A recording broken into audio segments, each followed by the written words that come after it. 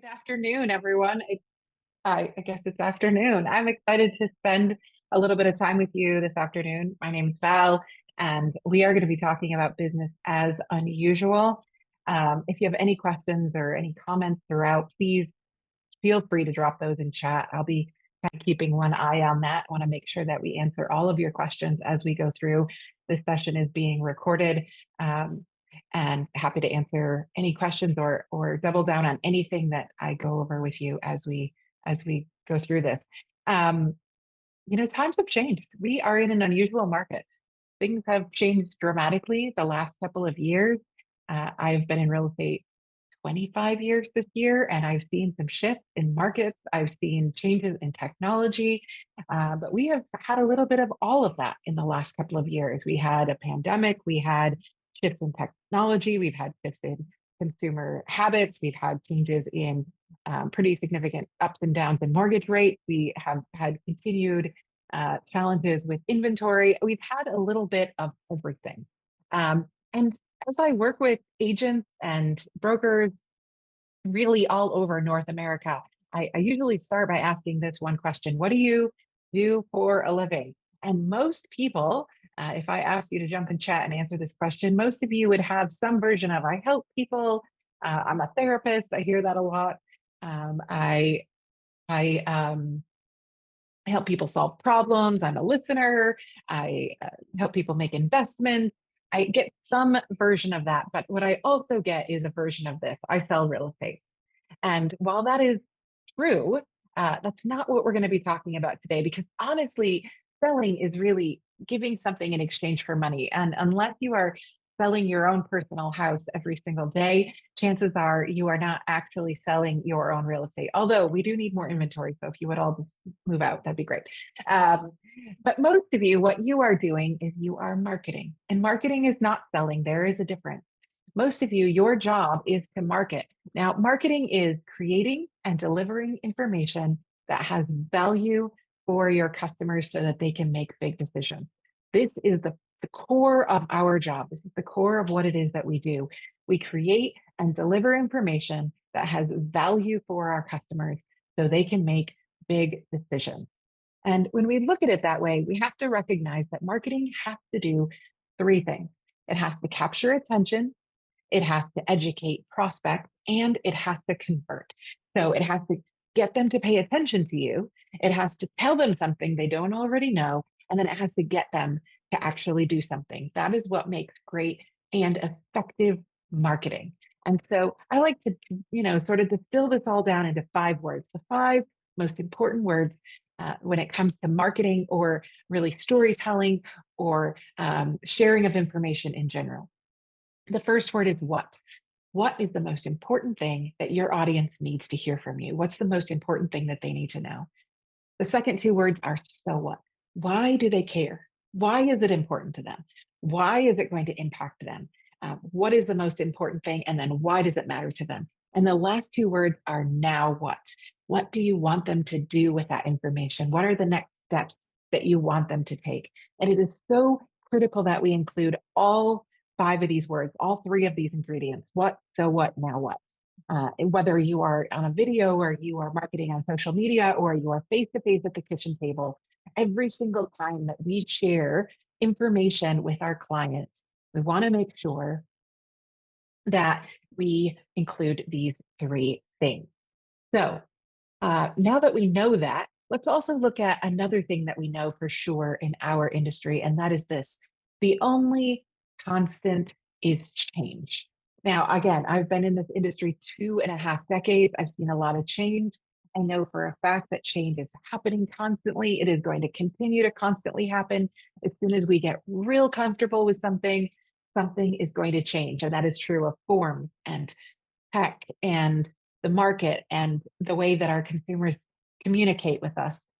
The only constant is change. We've seen a lot of change in the last couple of years. Now, change is a cycle. This is basically what it looks like. When we go through change in big ways and small ways, this is what it looks like. We start out in a space that feels normal. We start out in a place that feels like, well, this is how we've done it for forever or for a short period of time or however long that we've done it. This is how we've always done it. And then something happens and that is disrupted. There's a sense of urgency, and people tend to focus on what they need in a crisis. So during change, during crisis, people tend to not think about anything other than what do I need? What do I need to get through this crisis? Now, we kind of went through this in the first couple of months and even the first year of COVID. Um, but our clients go through this every single time they think about buying or selling. Something happens in their life, and the way they've done things has been disrupted. So they're either getting married or divorced, someone died, they're having kids, they're having twins, their mother in law's moving in, they've had a job change, they've lost their job, whatever it is, something has happened, and they're immediately focused on what it is that they need. And then we go into a period of chaos. So we go through crisis, change, something happens, and we go into a period of chaos. Now, I really like chaos, and not chaos in the sense of like, oh my gosh, like I have absolutely no clue what's happening in my life, but chaos brings us so much opportunity. This is a time when really nothing is certain. Your routine is upside down. You have so much permission to fail. And that's really key when it comes to chaos. Anything is a possibility. I would tell people in early 2020, now's the time to start using video because everyone's doing it and everyone's sucking at it and everyone's figuring it out as they go. And so now is the perfect time to be terrible at something new because anything is a possibility and you have so much permission to fail. Um, Sorry, just checking that message that came up. I want to make sure that I've got that open in case we have any questions. All right, great. And so now after chaos, we move into this period of adapt and adjust. And so really we can only go forward in this cycle. We can never go back. So lots of people saying, I want to go back to normal or I want to go back to the way things were. And that's not actually how life works. We are compelled to adapt. We are compelled to move forward. And it's so critical that we do that and that we, kind of keep our eyes on the going forward. Now, what most people do when they are going through this cycle, when they are going through a cycle of crisis and chaos and adapt, when they are going through the cycle of change, they retreat, they cling to what was, they want to go back to basics. They say, I'm going to just do what I did before or the last time. Sometimes they tend to panic or just wait. Maybe they try and observe or copy others or just deny that things are changing altogether. And over the last couple of years, I saw a lot of people that just kind of hung out in crisis. They just kind of lived there. They kind of, pitched a tent, camped out, forwarded their mail, and they kind of live in crisis. Oh my gosh, things are changing. I don't know what to do. And I also know a lot of people that have kind of hung out in chaos. Anything's a possibility, but instead of really moving into adapt and making one of those possibilities their new normal, they've just kind of like waited and sat around and hoped. And so, what should we do when we go through a cycle of change? Really, what we should be doing is growing, adapting as quickly as possible, maybe trying new things, maybe providing a new product in a new way or a new service in a new way. Most importantly, we should go first. The first person who gets to adapt wins, essentially, in this cycle. But most importantly, we should tell better stories. And I'm going to explain what I mean by that. Now, all of you, again, have gone through this cycle in some ways in the last couple of years. You've gone through this cycle in terms of crisis and chaos, and all of you have experienced some level of change. And our customers have done the same. Our customers have absolutely changed over the last couple of years. I've done an extensive amount of consumer research. I did a survey last year where I talked to about 800 buyers and sellers who have recently transacted. And I learned a whole lot about the way that our customers have changed. And I'm going to share some of those stats with you today. So, first of all, the way that we search have changed. Now, it doesn't surprise any of you that 90% of adults say that the internet is essential now to their daily function. We bank there, we work there, we talk there, we search there, we are talking to people there, we are researching things, we are doing our kids are doing their homework using the internet. Really, I can't imagine living without the internet at this point. What's really interesting about search, 61% of adults, so 6 out of 10 people say that they are searching real estate online 3 to 7 times a week, even if they are not actively buying or selling. And so this means that this is kind of a cult following, if you will. But these are people that are interested. Are curious. They want to know what is happening with the market. They want to know what's happening with rates. They want to know what's happening in their communities. And so they are curious so much so that they are searching nearly every single day about real estate. And so you are working in an industry that 6 out of 10 people are curious about on a daily basis. It's a great thing. Now, we also know that over the last couple of years, we have changed the way that we communicate. 81% of adults say that they have used video calls now to communicate during the pandemic and even continuing afterwards. I know my own parents used FaceTime to read bedtime stories to their grandkids throughout the last couple of years. And so more people now are comfortable looking at each other through a screen, so much so that it doesn't feel like an unusual thing anymore. We've also changed the way that we shop. 103% year over year increase in online grocery shopping. More of us have tried online grocery shopping at this point than those of us who have not. I know that is something that I typically use quite frequently. I travel, so I order my groceries so they show up when I get home. And so, this is not an unusual thing either. We're also seeing that all of this change in searching and communicating and shopping has changed our brand loyalty. 75% of us have tried a new shopping behavior. More than a third of us have tried a new product brand. And about 3 out of 4 of us have said that we would continue trying new brands now that we're kind of out of this being stuck in the same old thing. Those are really interesting stats that tell us that nothing is really set in stone anymore. We're willing to change when we have to. And we are willing to try new methods to search and communicate and shop. And so, over and over, as I talk to those 800 buyers and sellers, these are the words that came up: online, digital, instant, easy, personalized, delivered, simplified, accessible, interactive, connected, meaningful. Every single one of those words came up multiple times. Now, I don't know about you, but I have the feelings when I look at that list. Some of you are probably looking at that list and thinking, okay, I get it. Some of you might be looking at that list and thinking, wow, that feels like a tall order for my messaging and my marketing and my business to be online and instant and easy and personalized and simple, but also connected and meaningful. That feels like a really tall order. And if you're feeling like that, I get it. I kind of feel that way too. It feels like a tall order. But there are some ways that we can do this. And this is what I want to show you today. I want to show you what this means for our messaging. And I want to show you then how it specifically applies to our buyers and sellers and our referral base. And so let's dive in. Let's look at some ways that the usual way of doing business has changed, because I don't want you to leave this message, this session today, feeling like you are going to run a usual business. I want you to leave here with an unusual business that is fit for unusual times. And I want to give you some static tactics, sorry, strategies and tactics. We don't want to put those two words together, strategies and tactics for actually becoming an unusual business in unusual times. So what does this mean for us? First of all, the usual way to do business was think like a brand. Years ago, we would hear, you are a brand, you are your brand, think like a brand.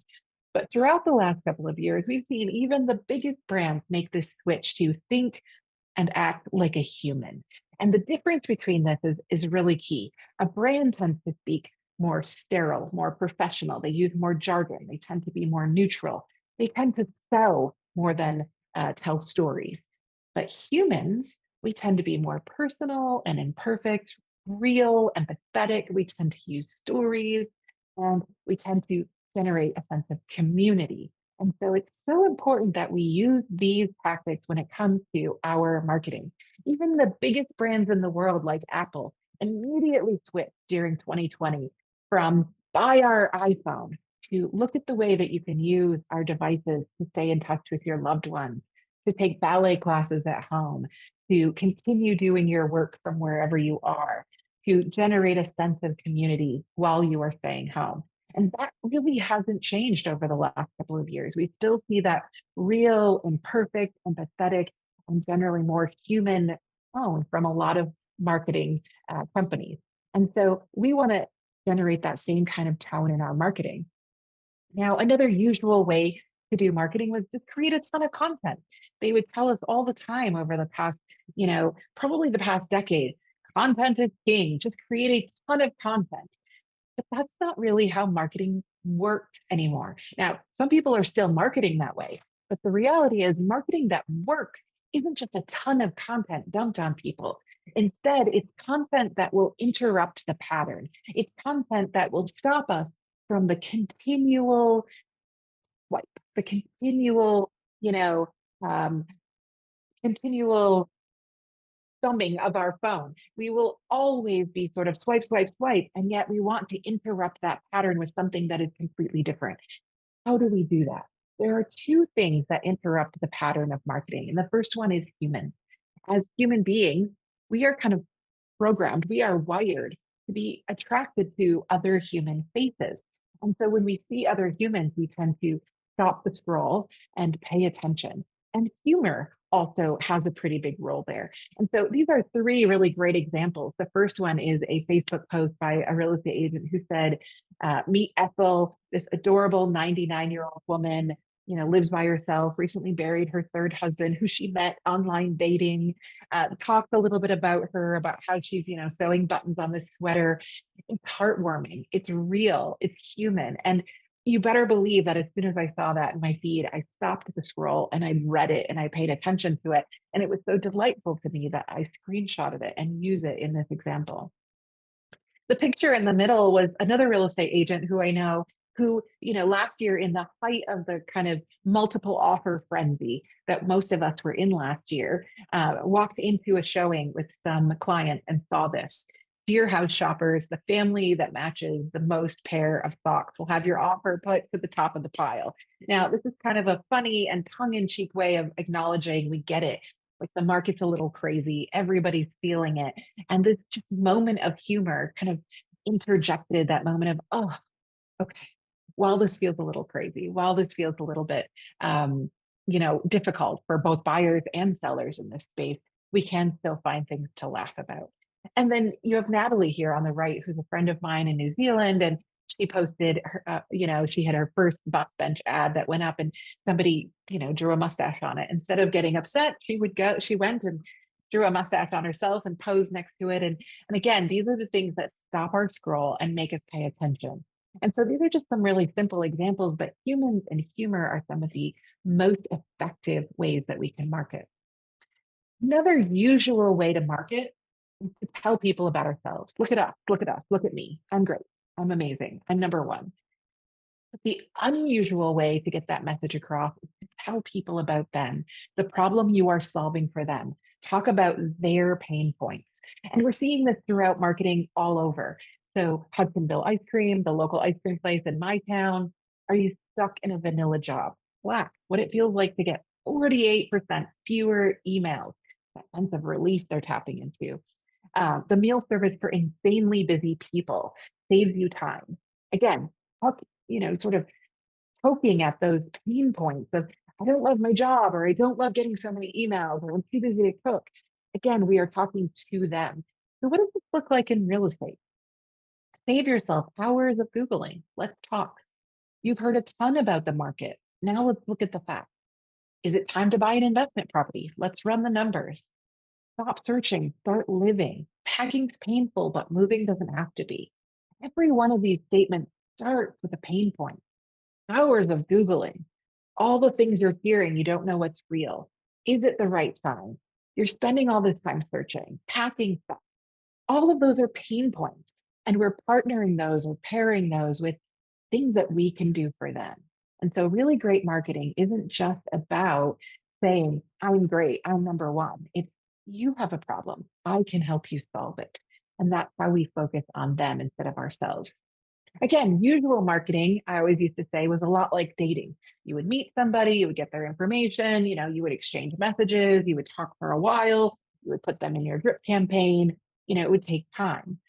Interesting now that they say prospecting is more like online dating. Decisions are made a lot more quickly. People are making snap decisions based on what they see about you online.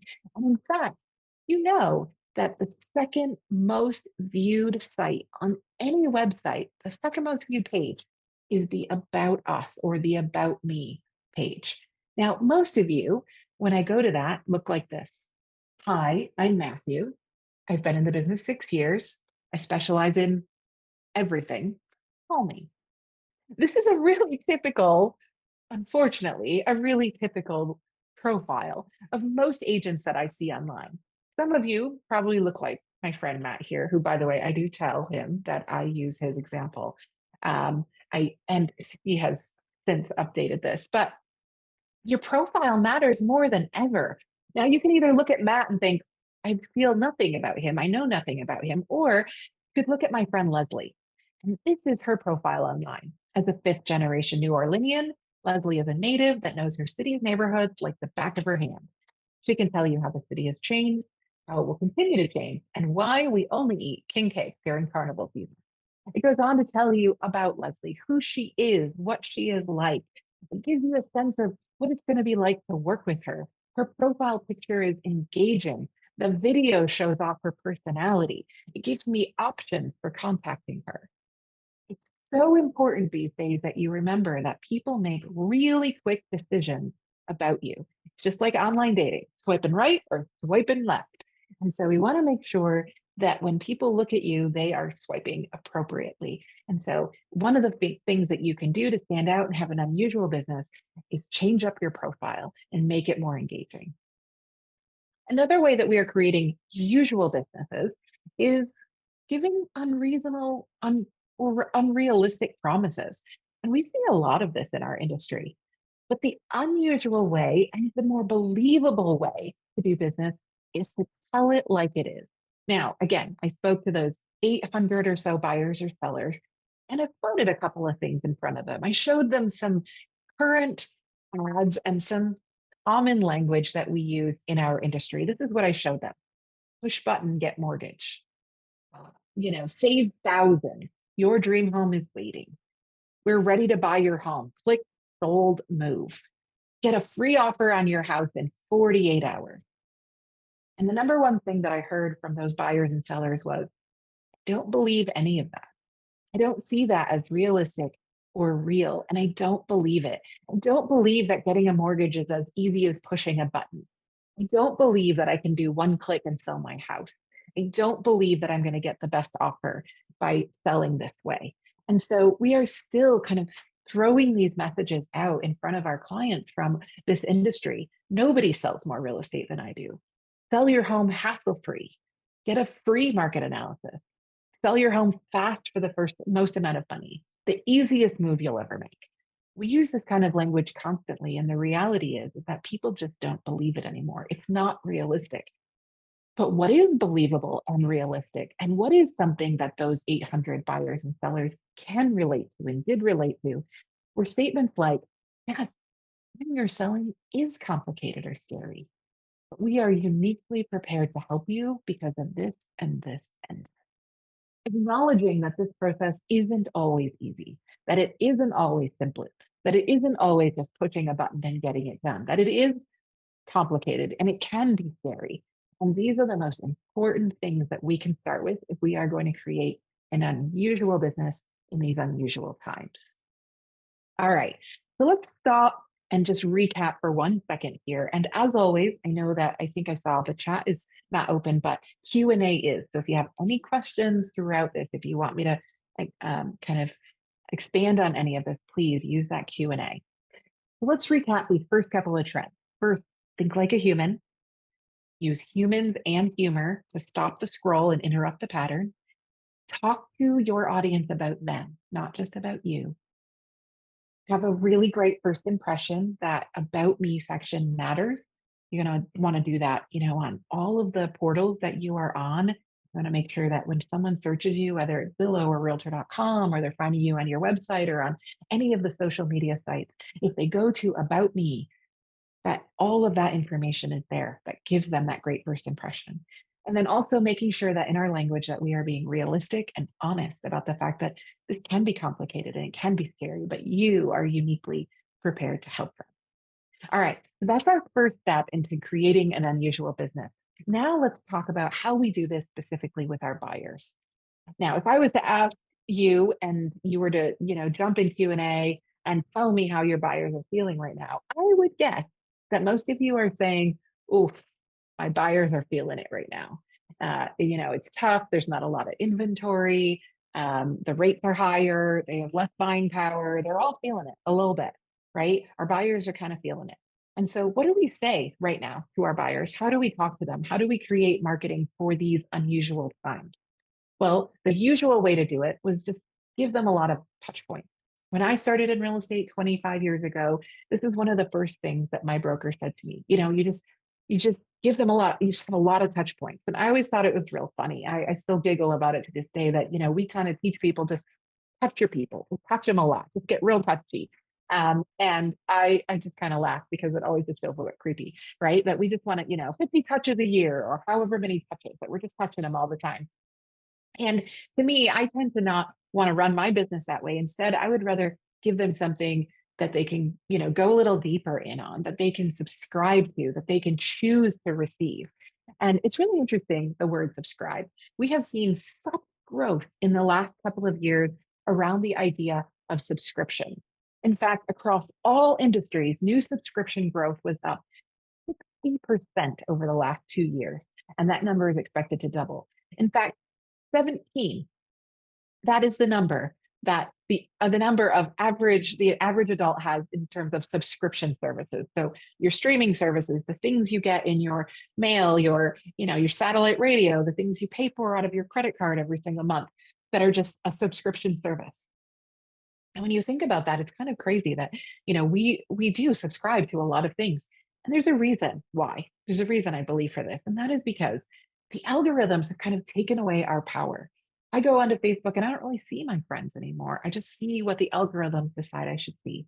The same is true on basically every social media site. I don't see the people I follow on Instagram so much as I see all of the things the algorithm decides that I should see. And so when we allow people to subscribe to things, we are giving them that control back. We are letting them choose what it is that they want to receive from us. And so, what are some of the things you are providing to your audience as subscription options? Maybe you're allowing them to subscribe to your newsletter, but what else? Can they get regular updates on the market? Maybe a weekly video from you? Are they, getting community news? What about something fun every Friday that they get? Something fun to do in our neighborhood this weekend? Maybe text updates or homeowner tips or mortgage news. There are so many things that we can offer that people can opt into, that can put their hand up and say, I want to receive that. And yet, so many of us are not offering those things. When I spoke to those buyers and sellers, I asked them if you could subscribe to information about anything from your agent, what are the top things that you would have liked to have gotten before you bought or sold? And their answers were really interesting. These are the top five. They said, I wish that I had gotten more information about homeowners associations. I wish that I had gotten more information about condo associations or condo boards. I just wish in general I was better educated. The second was title services. I wish, or solicitors. I wish that I had, lawyers, whatever you use in your state. I wish that I had gotten more information about the options. I wish I'd known that I could negotiate that.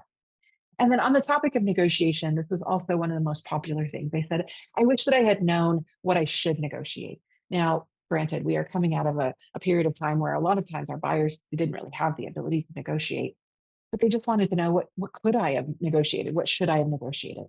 And climate change came up really frequently in terms of things like, how is this going to long term affect me here? And what do I need to know about insurance rates and floodplains and, long term, just climate change in general? And then cost. Cost was also one of the number one things. They said, how um, not just with the cost of buying or selling, but I wish I had known more about the cost of owning a home. And so these were really interesting in terms of the things that they would have really liked to have known before they bought or sold.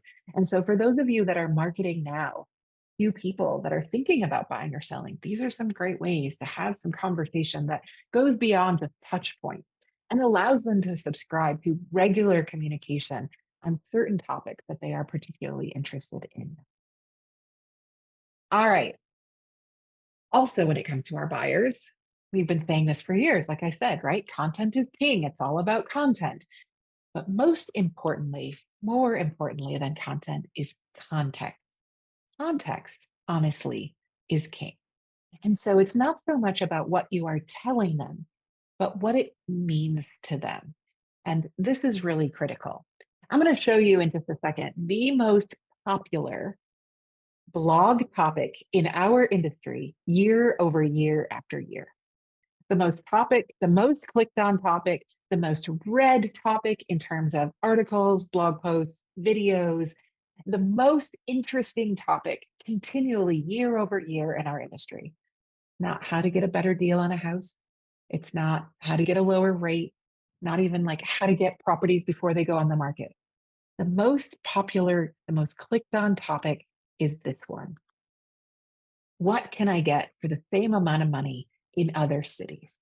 The comparison shopping article or video or topic on social media and blog, in YouTube, this is consistently one of the most popular topics in our industry. I love this because people are, again, they are just naturally curious. They want to know, what can I get for the same cost that I can in New Jersey in some of these other neighborhoods or some of these other states, some of these other cities? What are some of the other options? And this is becoming more popular even recently because we've seen more change to remote work, more people moving out of more expensive tax areas into cheaper tax areas. They're moving closer to their families or further away from their families. Maybe they don't have to commute anymore. And so they're moving to a place where they can maybe get more home for their dollar. And so, what I love about this in particular is not only is this a great opportunity, it's a fantastic opportunity for you to showcase the listings of your referral partners in other parts of the state, other parts of the of New England, maybe other parts of the entire country. Um, People love to comparison shop. What could I get for the same amount of money? What could I buy for the same amount that I am going to spend here? And this gives you an awesome opportunity to open up conversations around referrals and referral partners, but also the fact that you can help anybody from anywhere, anywhere in the country. And we don't talk about that enough. We assume other people speak real estate when they don't. So, really critical that we start thinking about these types of topics. I see a lot of real estate agents sharing this kind of stuff. Here's a graph. This is the graph about inventory. Take a look. And so many people, they see this, it comes out, they share it on social, they don't add any context. For them, they are just sharing content that typically doesn't mean anything. So, what does this mean to me as a buyer? If I look at this and I see that inventory is consistently sloping down, what does that mean for me? We assume that people that understand that this means that there are just less homes for them to choose from. But that's not necessarily true. They don't necessarily know that. And so, what we need to do is add that context. We have to tell them what this means to them. We have to tell them how we can help them with this particular pinch point or pain point. I also see a lot of this, a lot of words, a lot of graphs. Most of you may have started reading the first maybe 4, 5 words, and then you gave up because your brain just tells you, wow, this is a lot of effort. This is just a lot to read. And so, what you want are simple bullet points. You want somebody to tell you what this means to you. This is the what, and it's leaving you feeling like, so what, and now what? And so, what we need to do is we need to take this information and break it down into smaller pieces. So, what does this mean for you? If we're seeing pent up buyer demand and more younger buyers, how do you compete as a buyer? What should you be doing right now? What should you be doing to prepare? If you are thinking about also moving into the buyer pool in the next year, and you know that you're entering this buyer pool with lots of pent up demand and more younger buyers, what are some of the things that you should be doing right now? What is the context around this? And this is super critical, especially because we are seeing this massive cohort of younger buyers entering, um, you know, kind of entering the workforce, but also entering the market here in the next year, 2 years, 5 years. What are we telling them about that? What is the most important thing that they need to know? What are some of the things that they should be doing right now to prepare themselves for when they are ready to buy? What are some of the things that they should be paying attention to in terms of um, their credit scores, some of the things that they're going to need to think about. And in terms of that, we also heard, iBuyers for the longest time, but we're not hearing those terms, iBuyers, very much anymore. What we are going to be hearing more of are power buyers. And these are tools and services, all of these that you see over here on the left-hand side of your screen, that allow your buyers to become all cash buyers. And it's going to allow them to compete as they go into these super competitive, low inventory markets. The reality is that we are not going to see threes and fours in terms of interest rates maybe ever again in our lifetime. I mean, I don't have a crystal ball, but I would be shocked if we saw threes again, really anytime soon. And so we're going to get to a stage where people recognize that sixes and sevens feel normal again.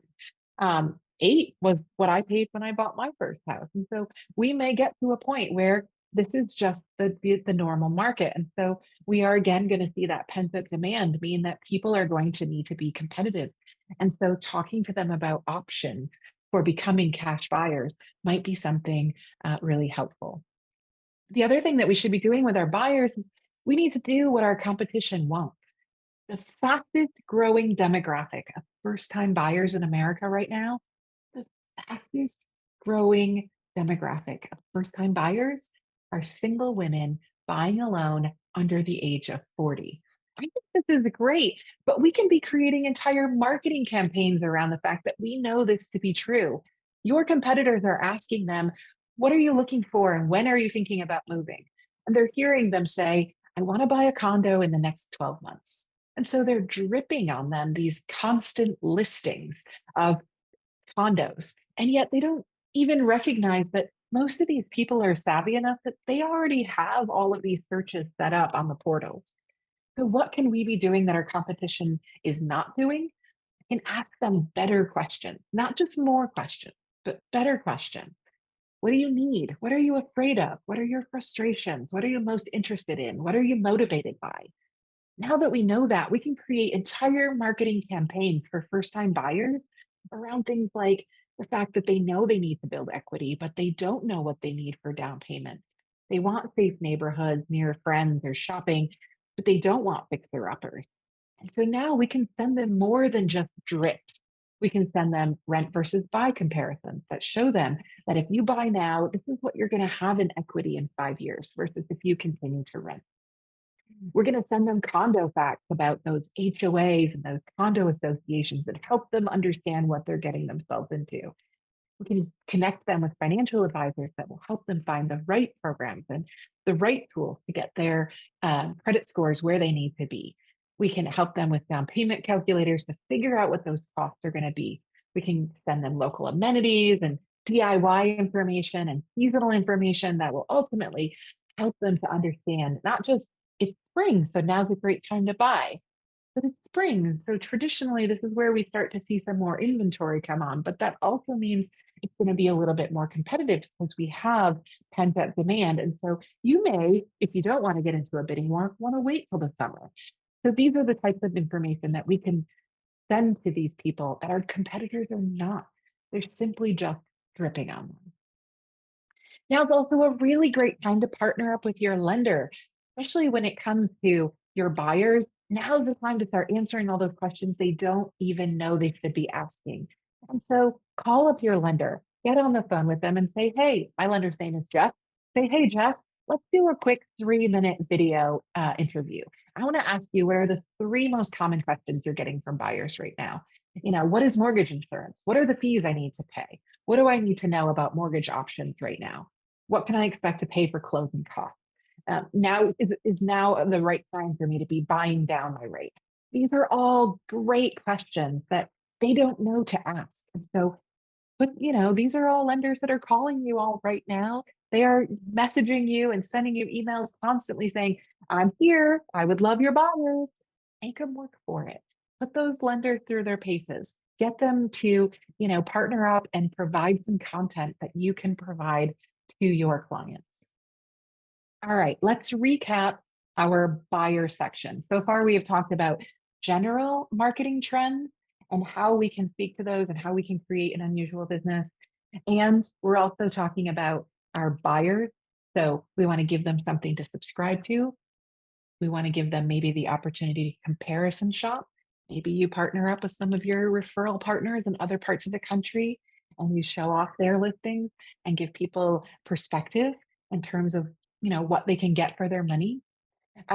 Maybe we give context to the numbers, not just graphs or charts or a whole bunch of information, but really drill down to the smallest and most important pieces possible.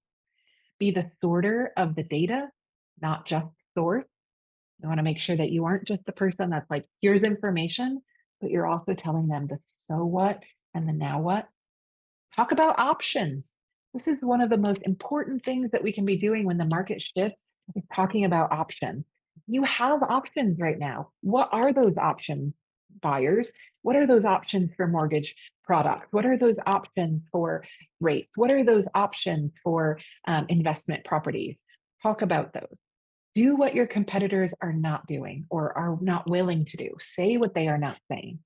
And also partner up with your lender, making sure that you aren't the one that's having to recreate the wheel and come up with all of this on your own.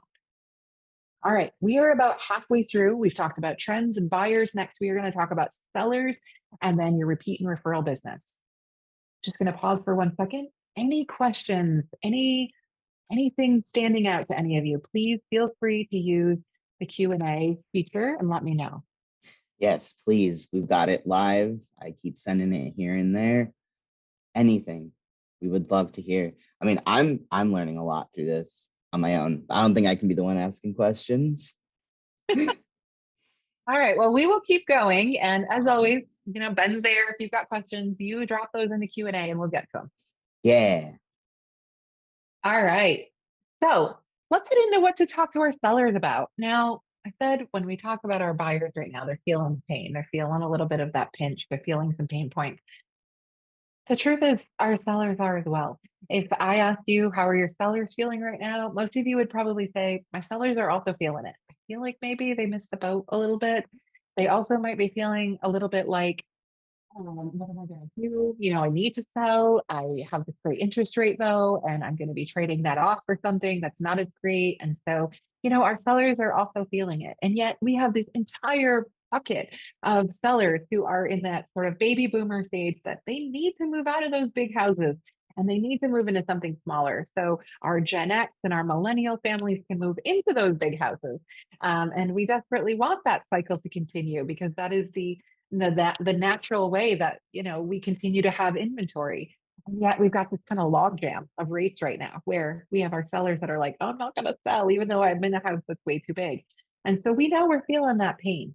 So what are some of the things that we can be talking to our sellers about right now to hopefully give them the information they need to make those big decisions? Remembering that's what marketing is, giving them the information they need to make big decisions. So let me give you some tactics that you might use for your sellers. First of all, you have the ability to correct Zillow. A lot of times we just think that, these big entities are the be all end all and everyone takes their word as gospel. But you know that that's not true. You know that you have accurate local information that the big portals don't have. So imagine if you started sending out letters like this to all of your homeowners in your database. Maybe you say, I'm sure that you have had a look at your estimate, but did you know that Zillow's estimate of your home value can be wildly inaccurate? In fact, they even have a disclaimer on their site that says their value may be off by up to 20%. And they encourage sellers to consult a professional agent for accurate pricing. True story. That's actually what it says on Zillow's site. So here are some examples of recent sales in your neighborhood and their sale prices versus theirs estimate. So if you are serious about selling your house for top dollar, take Zillow's advice and call me for an accurate pricing strategy. So you are farming your neighborhoods. You live in the neighborhoods that you work. You are paying attention. Imagine if you started just running a database and you started noting estimates on properties in your neighborhood. Here's an interesting thing. We both know, you and I both know that when a property goes on the market, Zillow immediately corrects the price that they have on their estimate so that it's real close to the list price.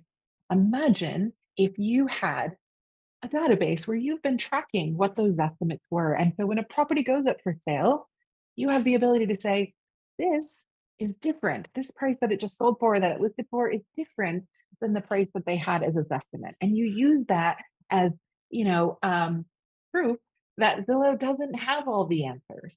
And so you absolutely have the ability to show inaccuracies in some of these portals and have that showcase your local professional expertise. Another usual way that we've been doing business with our sellers is that they would, hope that we had what they wanted. We would hope, they would hope that we had the information they wanted when they wanted it. But now they expect us to have exactly what they want when they want it, in terms of information, in terms of expertise. And so this is super important and interesting for us to think about in terms of our marketing. I live in an area where my local grocery store is called Meijer. And when I moved here, I signed up for the, rewards program just like everybody else. And so, I swipe my card or I put in my phone number when I go to the grocery store. And so they send me coupons. Now, when I first started getting these coupons, I was like, oh, coupons, who still uses coupons, right? And so I started looking through them and I realized that they actually do something really smart. They send me coupons for exactly what I bought last month. The same things that I bought are the things that I get coupons for. And it's kind of a brilliant strategy because now when I get coupons, guess what? Go back, I shop at the same store because I know that they are going to not only have what I want, but they're going to let me save money on it. I'm going to continually go back and I'm going to shop there time and time again. We can employ the same strategy when it comes to working with our clients. Imagine if the next time you have a really good hair day, you pull out your camera and you create a library of content. Hey, here are 5 things that you need to know before you list your house. Here are a couple things that you should know about maintaining your home this spring. Here's a couple things that you should know about whether or not it's a good time to refi. Or maybe it's just, hey, happy birthday. I was thinking about you today. I hope you're having a fantastic day. I hope to run into you again soon. It's been too long. Just hope you have a wonderful day. We can start creating a library of on demand content. This content can live not only on our YouTube channels and our social channels and on our website, but we can also keep a library of it on demand on our phone. And so when we think about somebody, we can instantly send them that little, hey, I'm thinking about you message, or hey, the market's changing. If you have any questions at all, I heard that, you've got a great new job, or I saw that you got a promotion. That's fantastic. If that means a move for you, I'd love to chat with you about your options. Having those things on demand is going to allow you to give information to your clients exactly when they need it. Now, again, you don't have to change your shirt between all those videos. No one's keeping track that you wore the same shirt in 2 videos. Chances are they're not even going to notice. The next time you're feeling pretty good, having a good hair day, pull your phone out and batch a whole bunch of selfie videos. You can also do that on Zoom. We have a ton of resources that allow you to do this. Vidyard, Zoom, BombBomb, Facebook Live, Loom, Instagram. Every single one of these tools has a free video option that lets you create videos that you can share with others. I like to use Zoom. We're using Zoom right now. The reason why I like to use Zoom to record videos that I send to my clients are because Zoom has a little feature in settings where I can touch it up. You're actually seeing a touched up version of me today. I'm looking a little bit, less limey. The light looks a little bit better. And that's because I have the touch up feature turned on Zoom. And so all you have to do is go onto Zoom, start a meeting with yourself, and hit record. It's free. You can absolutely do that. Go into your settings, turn on the touch up feature. You'll feel good about yourself. And now you've got a video that you've recorded. And so don't be afraid to use the tools that are free and available to you. Another thing that you can do when you're communicating with your sellers is making sure that you're giving them, again, something of value that it's going to help them make decisions. So a lead magnet is simply just a piece of evergreen content. That means evergreen content means it's never going to go out of style. You can use it over and over again, year after year. And if you have something that's well designed and useful, you can give it away in exchange for their contact information. That's all a lead magnet is a magnet for leads. And so someone might be scrolling through your social media, or they might be looking at your Instagram or your TikTok or your LinkedIn or whatever it is. And you've posted, hey, get a list of 40 top tips if you're thinking about selling your home. Just drop your email here and I'll make sure that you get a copy of it. Now they're dropping their email. That becomes a lead for you. You can continue to email them. You can continue to give them information about selling, and they're giving you their information and they're getting something of value that is going to help them make decisions. So that is essentially a lead magnet. We should all have some of these, and we should be able to just drop those onto our socials or into our newsletters, or maybe they live in our email signatures on our email on a regular basis.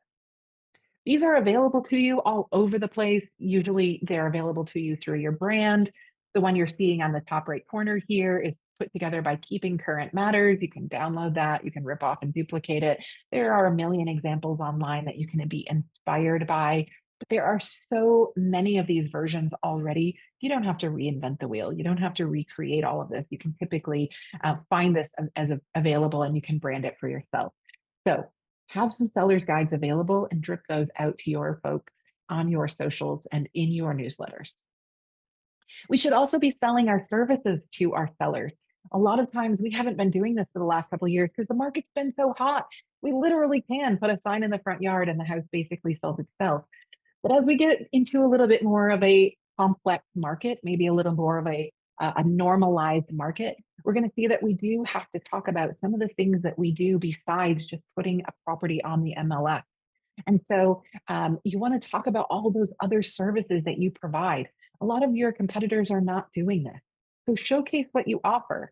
Hey, I don't just list your house. I also have stagers and photographers and videographers. I have moving partners. I can create floor plans and virtual tours and drone shots and duck photography. Remember, you aren't necessarily always just selling these services to the one seller you're talking to.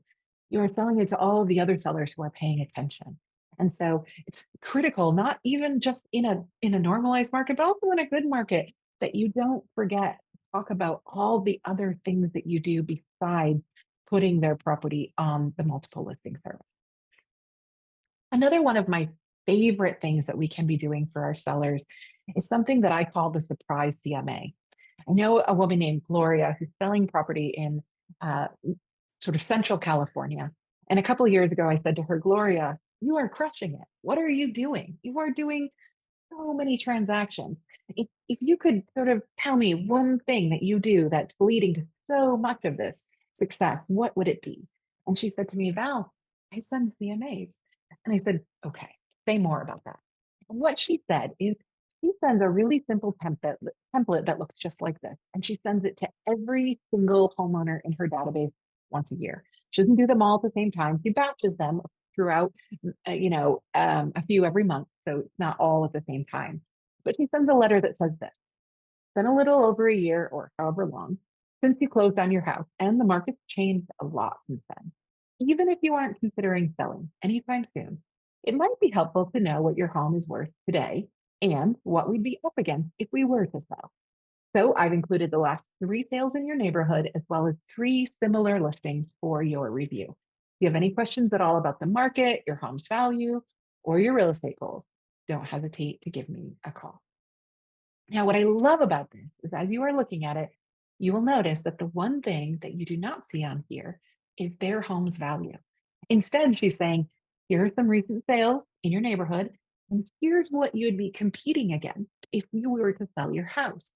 And so now these potential sellers look at this and think, okay, well, my house is better than that one, or I don't know how it would compare to that one. But maybe, maybe I should be having a conversation about what my house is worth. It creates that sense of curiosity. It creates that sense of, I wonder, and it starts conversation. And so Gloria is closing tens of deals. I think she was saying, somewhere around 70 deals a year just based on this, because not only does this lead to more repeat and referral business, but these are people that are telling other people about it, even if they're not interested in selling. They're saying, "Oh yeah, Gloria sends me a sheet every single year that tells me what I'd be competing against and what my property would be worth." And I think this is a fantastic tool that we use that sense of surprise and delight and curiosity with our sellers to allow them to sort of think, what if my house was like that, right? All right, let's recap sellers a little bit. First of all, you have the ability to correct Zillow. We know those estimates, they're not always accurate. you have that power to use those to your advantage. You can create some on-demand content. So again, what are some things that sellers need to know? What are some things that they are searching? What are those most common questions that they're asking right now? What are the most common concerns that they're having? Are you creating that on-demand content? Where is that living? Can they find it? Using video to do that, super powerful. I know a lot of us, we don't love to use video, but it is one of the most dynamic and powerful tools in our toolbox, and we should be using it. Create a lead magnet, something that is evergreen that they can download year after year after year, that allows us to generate those leads and get that contact information. Providing a seller's guide, selling your services, not just putting property on the internet, but also all of those other things that you help them to do. And also maybe engaging some of those surprise CMA tactics to reach out to those people that are in your database that are homeowners. You never know when someone's thinking about moving. You never know when they're getting divorced or married or having kids or twins or changing jobs. You never know when that's going to happen for your client. We can't stay on top of all of the life events of all of our people. And so staying in touch with them regularly is going to allow us to turn some of those potential leads into transactions. All right. Now we are going to move into the last stage of our session today. We have talked about marketing trends, buyers, and sellers, and lots of ways to create unusual businesses by using unusual marketing tactics. But this last section, this is my favorite. I love repeat referral business. And I don't know about you, but I'd be shocked if you said you didn't. I think this is one of the most wonderful ways to generate more business for ourselves when it comes from people who have already trusted us enough to give us their money. When those people then go to others and say, this is the person you need to talk to. This is the person that can help you. This is the only person you should call. That is such an honor. And also, we know that most of the time, those are the easier clients to deal with because they are coming to us already with that sort of sense of trust. And so, this is where we need to spend a lot of our time. And yet, unfortunately, most of us, we tend to forget to talk to the people that we already know, the people that we have already worked with. So I'm going to give you some tactics and strategies you can use for your repeat and referral customers today. Now, an unusual way to do business is to think that we are competing with our competitors. Sorry, the usual way to do business is to think we are competing with our competitors. Oh, I'm competing against the other guy who has a sign in the yard down the street, and I'm competing with the other agent who's farming the same neighborhood. The reality is that when it comes to the hearts and minds of our clients, we are really competing with the last experience that our customers have, their very last customer service experience. And we know from those words that I gave you at the beginning of the session today that when we talk to those 800 buyers and sellers, those words that come up most frequently are personalized, meaningful, connected, easy, simplified.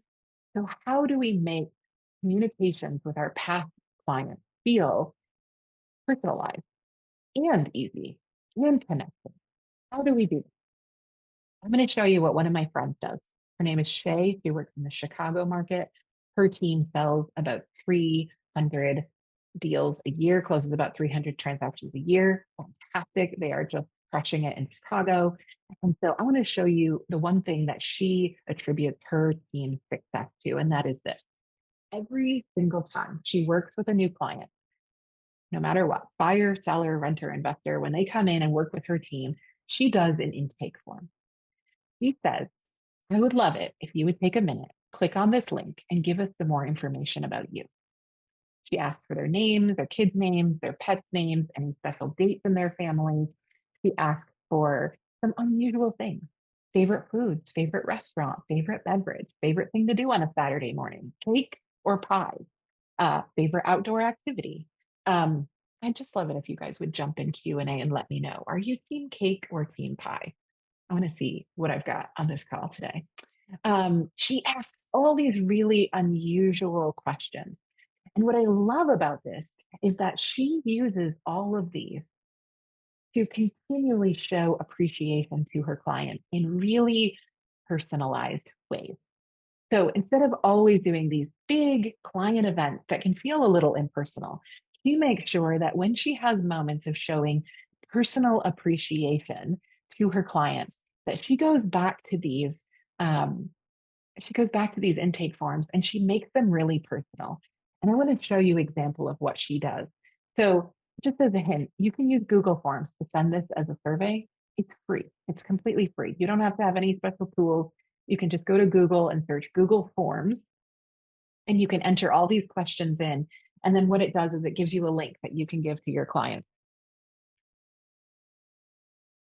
as you start working with them.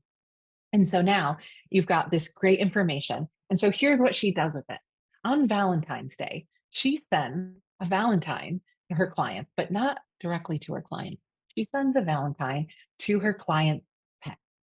And so in the Valentine, she sends a little $5 PetSmart gift card. And I just think that's amazing. And she gets more compliments and more comments and more thank yous on these types of things than on any of the big events that she does, because that feels personal. If my cat got a Valentine's card in the mail, I would be just like freaking excited. And so those little things that allow you to personalize the things that you do make a huge difference. So if you are not taking the opportunity to reach back out to your past clients and say, hey, I would love some more personal information about you because I want to continue to show my appreciation. I want to continue to show you a little bit of love over the years. I want to make sure that, we stay in touch and that when I see something that reminds me of you, that I have the ability to reach out. So I would love some personal information from you on some of these things so that I can, drop you yeah, a little thank you every once in a while for just being just a valued client. Those things make all the difference. Now we can also. I love that we've got cakes in the comments. Awesome, fantastic. I am team cake as well, so I love this. All right, so we can also personalize some of the more mass-produced things we do. Most of you are probably sending out a regular newsletter. If you're not, highly suggest you do this. About 40% of my work comes from my newsletter. It is a really powerful tool. But if you are sending out a regular newsletter, chances are you're probably dropping everybody in your database in one bucket and sending everybody the same thing. But imagine if you just took the time to segment them into two buckets. So took all your database and segmented it into just two buckets. The first one is past clients and referral partners, people who have trusted you enough already to give you their money. And then the other bucket is everybody else, your prospects, your leads, your randoms, your unknowns, all of those folks are in the other bucket. Now you're sending a newsletter out every month. Imagine if you just took a few minutes and you changed up the top paragraph of those newsletters. So bucket number one gets, hey friends, this is my regular monthly newsletter that I send to people who are buying and selling. And you might not be looking right now, but some of this might help you keep an eye on the market. Feel free to forward it to anyone. And the second one says, hey, this is my monthly newsletter full of helpful tips for people who are thinking of making a move. I want to make sure that you have up-to-date information on trends and market conditions. Feel free to reach out. And now, just in that first paragraph, if this newsletter is going to someone that you just helped buy a house 6 months ago, they're not getting this and thinking, why am I getting this? They know I bought a house. Instead, they're getting it and going, oh, they're sending it to me so I can stay up to date. But also, like, I know somebody who's thinking about moving. I can forward it. That's expectations. It feels a little more personal. It takes that bit of just genericness out of the message. And so now you are sending to the people that already trusted you enough to give you their money, and it feels personal to them, but also you are sending something really helpful to those people that haven't worked with you yet. One little difference can make such a big difference to that segment of people. The other thing that we can and should be doing are telling the success stories. I know we share testimonials and reviews, and those are great. She was great. She was awesome. She was a fantastic communicator. I highly recommend her, blah, blah, blah. A lot of those testimonials start to sound really generic over time. But instead, what if you talked about what happens to customers when they work with you? The screen that you're looking right now is a screenshot from a website from Philadelphia Home Collective. This is a fantastic team that works with Compass out of Philadelphia. You can find their entire website online at Philadelphia Home Collective. And they have a section on their website called Stories. And when you click on Stories, you can see all of the clients they've worked with and all of the stories that go along with those clients. When they work with clients, the first thing they ask is, would you mind if we gave you and your family a professional photo shoot in your home? We're going to shoot the house, but we're also going to shoot you. And one of the things that we'd love to use those photos for, we're going to give them all to you, by the way, so you get family photos out of this. But we also love to use a couple of those to tell the story of you and your family and living here and moving out of here and what it's been like to live here. And we really feel that that's going to make your home more attractive to the buyers, but it's also going to allow us to tell the story of what happens to you when you work with us. We set that expectation right up front. Their homeowners get, or buyers get professional photo shoots of their family that they get to keep. But also, the Philly Home Collective team gets this amazing library of photos that they can use in their marketing to tell their success stories. So you can totally rip off this idea and you can duplicate it and you can use this to show appreciation to the people that are already working with you. Now, one of the things I always say, if you want to get more referrals, you have to give more referrals. Now, in order to do this, you have to stop taking yourself out of the referral process. And here's what I mean by that. Imagine if you reached out to everybody in your entire database and said, I'm updating my list of local businesses and services. Who do you love? I'm going to send you the whole list when I'm done. Well, people in your database are going to say, hey, great, those pagers you recommended were great. And I'm looking for a plumber, or, my dad's an electrician, or, my cousin installed drywall, blah, blah, blah. They're going to give you all these vendor referral lists. Now you're going to have all these people that have been referred to you, and you're going to be able to reach out to your entire database and hand over those referrals to them as, hey, I've got great people. The other thing that I want you to do is I want you to stop doing one of the number one deadly sins of real estate. And that is this. Often people are going to reach out to you and they're going to say, who is a really great plumber? I really need a plumber. And what you're going to do most of the time is you're going to be real busy. And so you're going to get on your phone and you're going to text them back and you're going to say, oh, I've got somebody. I'm going to text you their contact details. And so what you do is you go, here you go, here's their contact details. But what you've done when you do that is you've removed yourself from the referral process. And so instead, what I want you to do is commit to never doing that again. The next time somebody says, do you have a great plumber? I want you to start a group text with both the plumber and the person who's asking and say, hey, Lauren, I want to introduce you to Tom. He's the most fantastic plumber. I'll let the two of you take it from here. I trust him completely. Here's his information. Now Tom sees that you are referring him, and Lauren sees that you are invested enough to let Tom see that you recommended him. They both are happy, but also they are both more likely to now refer to you. And so do not take yourself out of the process when you are making personal introductions. Make sure that you are involved in the conversation. Also, one of my favorite tools for staying on top of my mailing list is a tool called Postable. This is free. I'm not affiliated with this in any way. I personally use it, and I only use it for the free portion of it called Address Book. And the thing that I love about it is it allows me to choose the different fields that I want, and then it creates a link. And I can drop that link in my social media and say, hey, friends, I'm updating my database. Can you just click on this link and fill in your information? All of their information goes into the address book. I can then download the address book and upload it into my CRM. And then every time I want them to update their information, I just go back into Postal and click Get Updates. And it will remessage everybody in my database and say, is your information still correct? So I love these little tools when they're free and they're super easy. It doesn't require you to subscribe to anything. It doesn't require you to pay anything. We should be using these tools that are available to us, right? That'll help us, stay in touch with our people and also save a little bit of money at the same time. I also want to share with you one of my favorite ideas for a friend of mine who sells real estate in Toronto. she was doing real big client events and she wanted a way to stay in touch with her people after the deal was done, after the closing. And she started a group called Friends with Benefits. Now, not those kind of benefits. She created a Facebook group called Friends with Benefits, and the only people that are allowed into her Facebook Friends with Benefits group are the people that have worked with her and her team.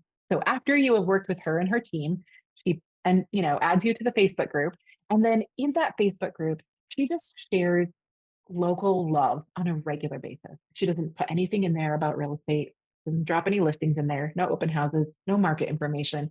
She literally just uses as a place to share, uh, to give things away and to share some love with her past clients. And so she might say, "Hey, I just dropped $100 at Giuseppe's, our favorite pizza place on the corner. First person there today, dinner's on me for your whole family." Or, "Hey, I just put $100 behind the counter at Green Beans, our coffee shop. Go in there, and everybody who goes in there today, your coffee is on me." You might say, "Hey, I have 2 tickets to the Raptors this weekend. First person to put up their hand gets them." And she continually is showing some local love.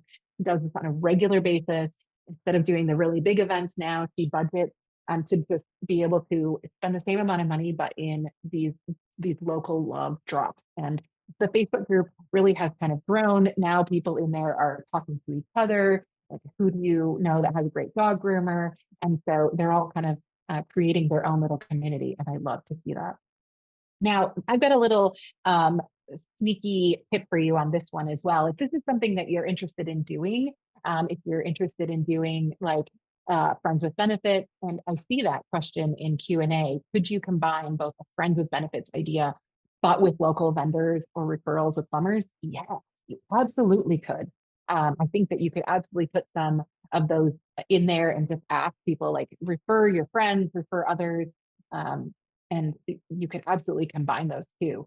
But my little sneaky tip for you on this one is that there is a website that actually already does a lot of the legwork for you on this. It's called Lolo, which stands for Local Love. And if you go onto Lolo, the website, what they do is this is a company that actually helps you support local businesses. So they go to local businesses in your local market, and they source some of the things that you might give away in your Friends with Benefits group. And so they've already sourced these. They curate like a gift of the month. And so if you subscribe to this, you could be then giving away that sort of gift of the month in your Friends with Benefits group. And it doesn't require you to go to any of your local vendors yourself and actually negotiate or buy any of these. They do that for you. So I live in Grand Rapids, Michigan. And if you go into my neighborhood and you search, these are some of the things that show up frequently on Lolo. So like Donkey Taqueria, it's like the most popular taco place in town. So you can get tacos there. That was one of their monthly free gifts. A loaf of bread from Hall Street, which is the most amazing bakery. Brownie double cake ice cream from Furniture City Creamery. I mean, all of these make me want to go out now to all of these places because I love them. But they do the heavy lifting on this. They will source all of these. You can subscribe, and then you can actually give these away in in your own local love group or your own friends with benefits group, whatever you want to call it. So I kind of love that. Fantastic idea there. Um, Another great idea is this: there are things that happen regularly to your clients, especially those that have already bought a house with you. And one of those really regular things is their tax assessment form, right? Comes every year. I've owned 9 houses over the years. I still don't really understand how to read my assessment notice. I get it. I look at it. I think, oh my gosh, what does this mean? What do these numbers mean? Should I be worried? Are my taxes going up? Like, do I need to dispute this? Should I know how to read this? And then I typically tend to throw it in a drawer. But imagine if you, every single year when your tax assessments go out, emailed a little letter or sent it in the mail to everybody that you've worked with in the past on how to read your assessment. What does this mean? Why is this changed? Should you worry about this?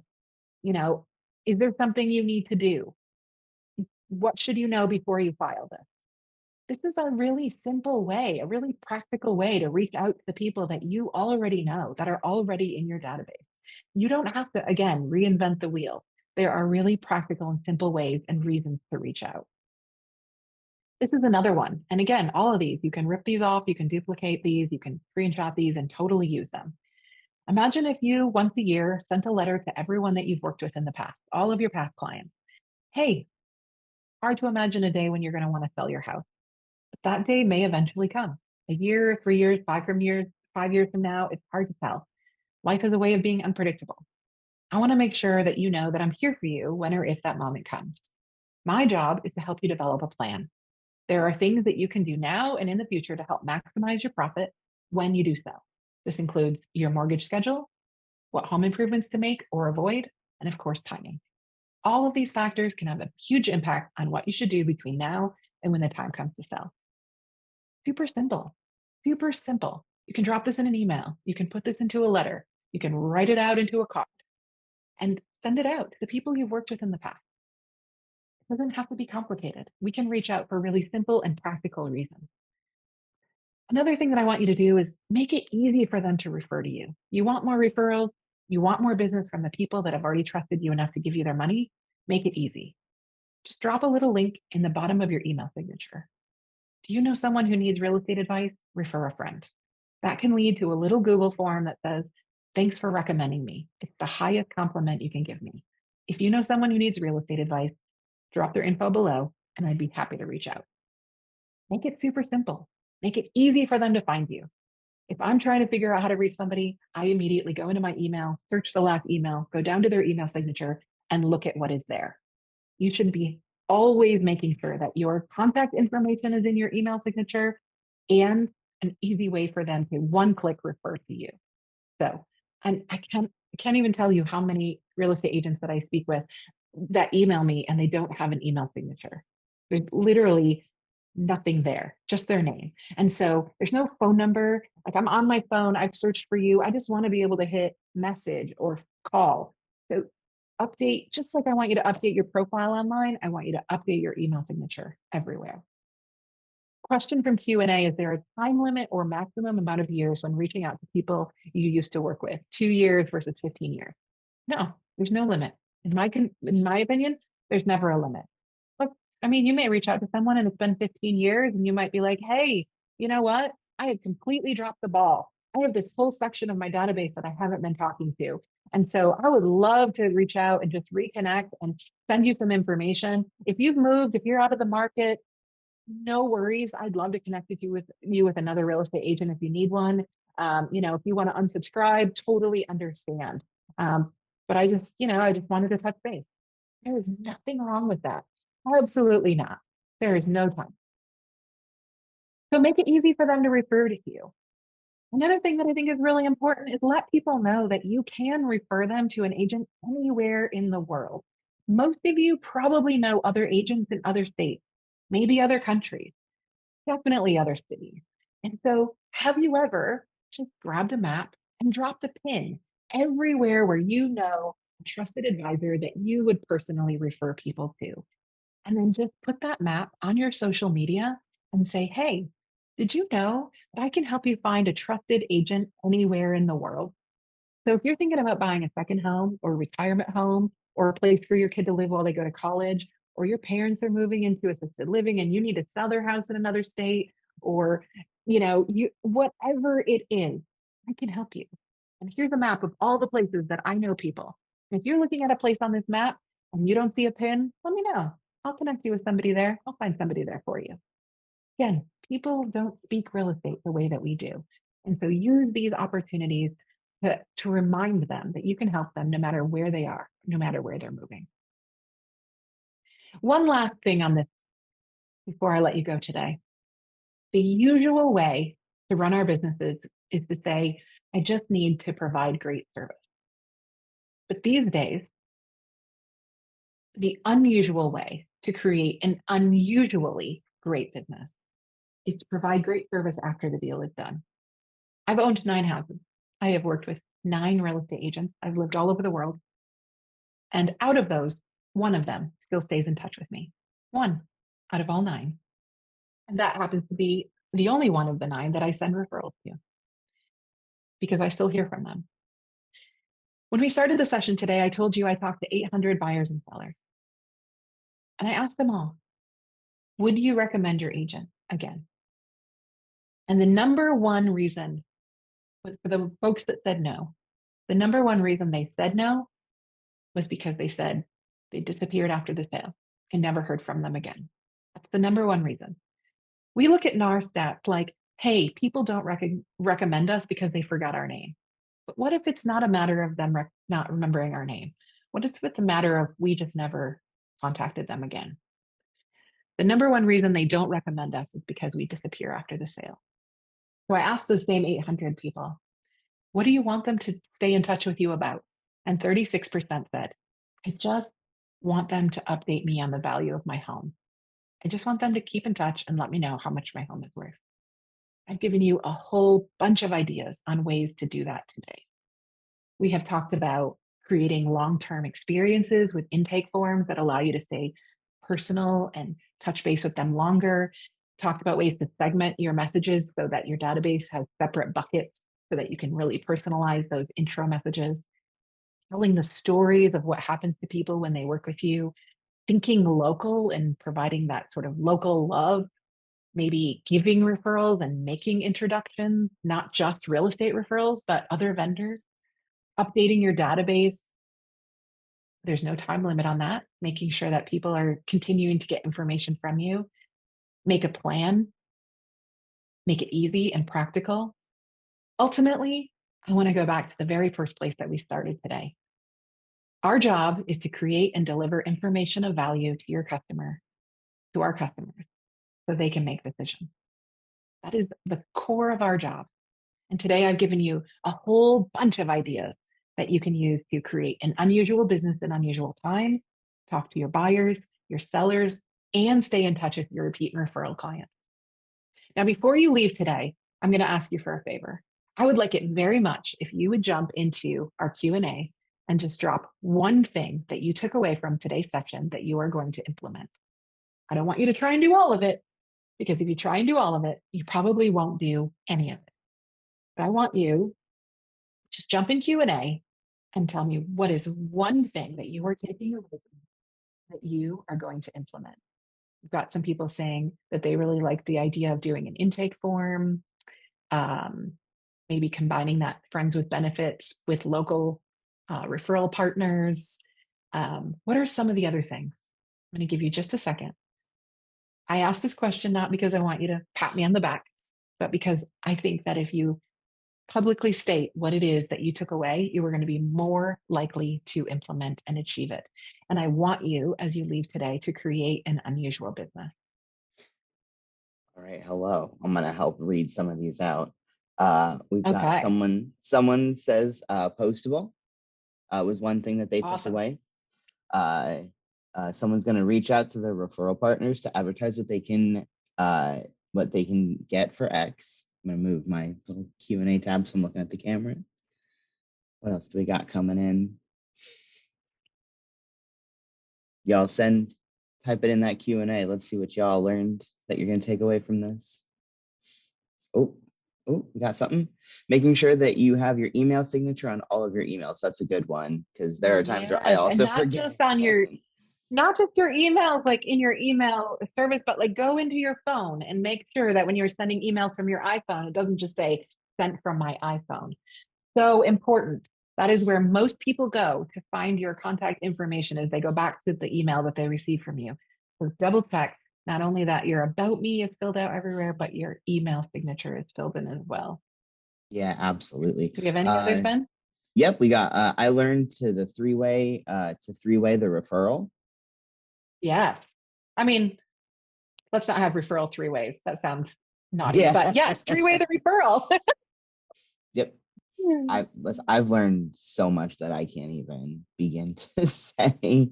As someone who works just here and is learning a lot of the things, this is so amazing because it gives you like a really good outside opportunity to learn and kind of like change your perspective a bit on how you're going to do business. It's Yeah, very awesome. absolutely. Uh, Absolutely. we got another email signature, better former client contact. Yeah, so important. So important. I love Mhm. it. All Anyone right. else Well, want to? before I let you all, while they're thinking about that, before we let you go today, just want to let you know Um, it was a pleasure to spend time with you all today. I hope that whether you are dropping that in Q&A or not, that you have all learned something and are all taking something away. As I said in the beginning, my goal is that you go and create an unusual business in unusual times. We are never going back to normal, y'all. We are moving forward and we are going to create unusual businesses no matter the market. And so I hope that I have helped you to do that just a little bit today. My contact information is Absolutely. on the screen if there's anything I can ever help with. Ben, thank you so much for having me. No, thank you It was a for pleasure. coming, Valerie. It was an absolute pleasure. Sorry it was a little bit of a rough start, but absolutely a wonderful. Thank you All so good. All much. good. You're welcome. Well, you have a wonderful afternoon and to everyone else on the call as well. Yes, thank you all for coming out. Have a great rest of your day. Bye, everyone. Bye.